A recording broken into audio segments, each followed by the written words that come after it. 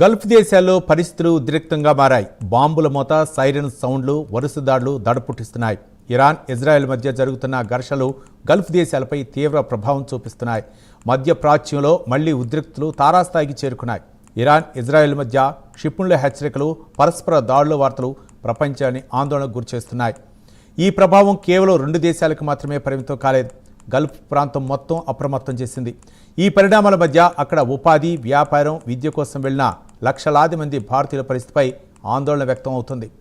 భారత్ నుంచి దాదాపు 80 లక్షల మంది గల్ఫ్ దేశాలకు వెళ్ళినట్లు అంచనా. గల్ఫ్ దేశాల్లో పనిచేస్తున్న కార్మికులు, ఇంజనీర్లు, టెక్నీషియన్లు, చిన్న వ్యాపారులు తమ భవిష్యత్తుపై అనిశ్చితి ఎదుర్కొంటున్నారు.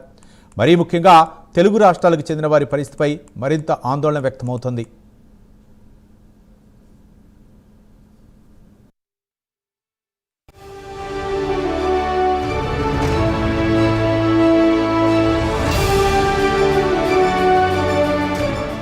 మధ్యప్రాచ్యంలో పరిస్థితి తీవ్రంగా మారుతోంది. ఇరాన్, ఇజ్రాయెల్ మధ్య జరుగుతున్న పరస్పర దాడులిప్పుడు నియంత్రణ దాటే స్థితికి చేరుకున్నాయనే ఆందోళన వ్యక్తమవుతోంది. క్షిపణి దాడులు, డ్రోన్ స్ట్రైక్స్, ప్రతిదాడులు ఇవి కేవలం సరిహద్దుల వరకే పరిమితమవుతాయా లేక పూర్తిస్థాయి యుద్ధంగా మారుతాయా అన్న టెన్షన్ పెరుగుతోంది. గల్ఫ్ దేశాల్లో ఈ పరిస్థితులు మరింత ఆందోళనకరంగా మారాయి. ఆయా దేశాల్లో పనిచేస్తున్న లక్షలాది విదేశీ కార్మికుల్లో ఆందోళన తీవ్రమయ్యింది. ఎప్పుడే హెచ్చరిక వస్తుందో, ఎప్పుడే విమాన సర్వీసులు నిలిపివేస్తారో, ఎప్పుడే సరిహద్దులు మూసివేస్తారో అన్న అనిశ్చితి నెలకొంది. బాంబుల మోత, వరుస దాడులు, ఎక్కడికక్కడ వినిపిస్తున్న సైరన్లు, గగనతలంలో తిరుగుతున్న డ్రోన్లు, క్షిపణి ప్రయోగాల హెచ్చరికలు ఇవన్నీ కలిపి ఆందోళనకరంగా మారాయి. ఈ పరిణామాల మధ్య అక్కడ ఉపాధి, వ్యాపారం, విద్య కోసం వెళ్లిన లక్షలాది మంది భారతీయుల పరిస్థితిపై ఆందోళన వ్యక్తమవుతుంది.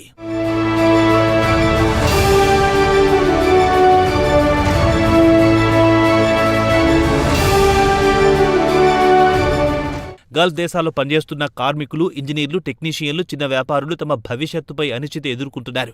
భారత్ నుంచి దాదాపు 80 లక్షల మంది గల్ఫ్ దేశాల్లో ఉంటున్నట్లు అంచనా. వీరిలో 10 లక్షల మంది తెలుగు వాళ్లుంటున్నట్లు తెలుస్తోంది. గల్ఫ్ దేశాలైన సౌదీ, ఒమన్, యుఏఈ, కువైట్ వంటి ప్రాంతాల్లో తెలుగు వాళ్లుంటారు. ఓవైపు అంతర్జాతీయ రాజకీయాలు, మరోవైపు భద్రతా హెచ్చరికలు ఇవన్నీ కలిసి అక్కడి ప్రవాస జీవనాన్ని క్షణాల్లో మార్చివేశాయి. UAE, Saudi Arabia, Qatar, Kuwait, Bahrain వంటి దేశాల్లో తెలుగువారి సంఖ్య లక్షల్లో ఉంది. నిర్మాణ రంగం నుంచి ఆయిల్ అండ్ గ్యాస్ ప్రాజెక్టుల వరకు, ఐటీ కంపెనీల నుంచి చిన్న హోటల్ వ్యాపారాల వరకు ప్రతి రంగంలోనూ తెలుగువాళ్లున్నారు.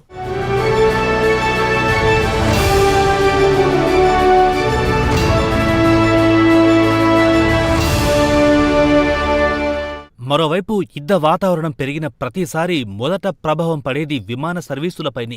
కొన్ని విమానాశ్రయాల్లో ఆలస్యాలు, మార్గ మళ్లింపులు, భద్రతా తనిఖీల పెంపు ఇవన్నీ స్వదేశానికి రావాలనుకునే వారిని ఇబ్బందుల్లోకి నెడుతున్నాయి. కొన్ని ప్రాంతాల్లో క్షిపణి హెచ్చరికల సైరన్లు వినిపించాయని, రాత్రివేళల్లో ఆకాశంలో యాంటీ మిసైల్స్ వ్యవస్థ కదలికలు కనిపించాయని అక్కడి కార్మికులు తమ కుటుంబాలకు చెబుతున్నారు. యుద్ధం నేరుగా తలుపు తట్టకపోయినా భయం మాత్రం ముందే చేరుకుంటుంది. క్యాంపుల్లో గుంపులుగా ఉంటున్న కార్మికులు బయటకు రావద్దని కంపెనీలు సూచిస్తున్నాయి. కొంతమంది పని ప్రాంతాలు, ఆయిల్ ప్లాంట్లు, పోర్టులు, ఇండస్ట్రియల్ జోన్లలో ఉండటంతో భద్రతా నిబంధనలు మరింత కఠినంగా మారాయి. ఫ్యాక్టరీలోకి వెళ్లడం, బయటకు రావడం వంటివన్నీ పాస్ సిస్టంతోనే జరుగుతున్నాయి.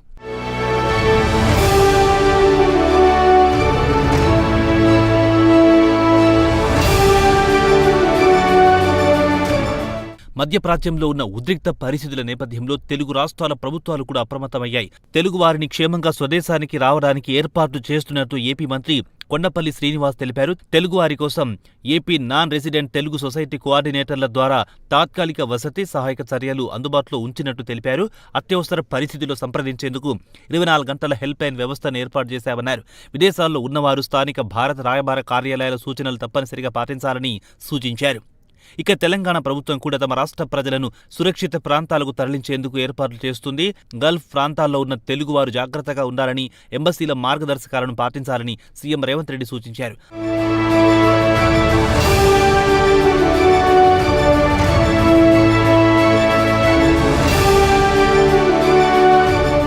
అత్యవసర పరిస్థితుల్లో కేంద్ర ప్రభుత్వంతో సమన్వయం చేసుకుని చర్యలు తీసుకునేందుకు సిద్ధంగా ఉన్నామని తెలిపారు సీఎం రేవంత్ రెడ్డి.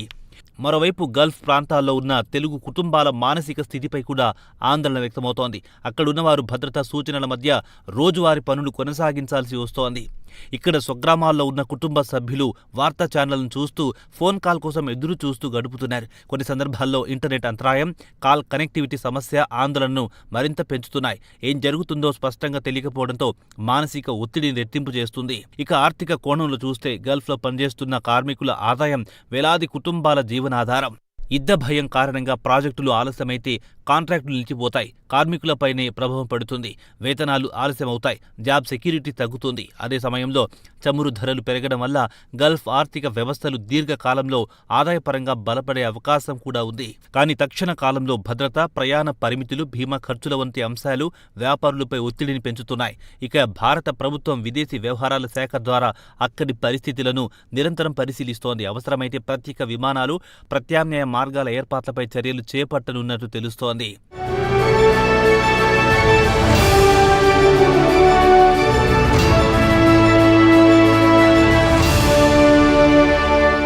మొత్తానికి ఇరాన్, ఇజ్రాయెల్, అమెరికా ఉద్రిక్తతలు కేవలం ఈ దేశాల మధ్య పరిమితమైన ఘర్షణ కాదు. దాని ప్రతిధ్వని గల్ఫ్ ప్రాంతంలోని ప్రతి కార్మిక శిబిరంలో, ప్రతి ఇండస్ట్రియల్ జోన్లో, ప్రతి తెలుగు కుటుంబాలలో వినిపిస్తోంది. ఒకవైపు యుద్ధ మేఘాలు, మరోవైపు ఆశతో నిర్మించుకున్న ప్రవాస జీవితం. ఈ రెండింటి మధ్య సమతుల్యం పాటిస్తూ లక్షలాది మంది తెలుగువారు అప్రమత్తంగా ముందుకు సాగుతున్నారు. రాబోయే రోజుల్లో ఉద్రిక్తతలు తగ్గుతాయా లేక మరింత విస్తరిస్తాయా అనేది తేలాలంటే మరికొంత సమయం వేచి చూడాల్సిందే.